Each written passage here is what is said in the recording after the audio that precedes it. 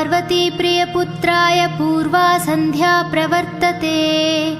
उत्तिष्ठ गजराजस्य कर्तव्यं लोकपालनम्। उत्तिष्ठो उत्तिष्ठ विघ्नेश उत्तिष्ठ गणनायक।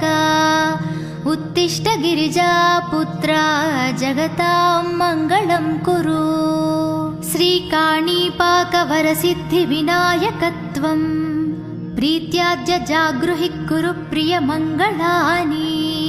त्रैलोक्यरक्षणकराणि महोज्ज्वलानि। श्रीमद्विनायक विभो तव सुप्रभातम्।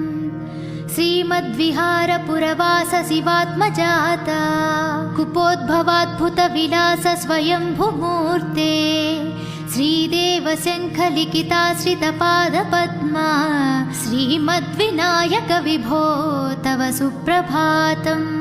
श्रीनारिकेलवनशोभितपुष्टिगात्र क्षीराब्धिषिक्तशुभविग्रहतत्त्वमूर्ते। दिव्याङ्गमूषिकसुवाहनमोदरूप श्रीमद्विनायक विभो तव सुप्रभातम्।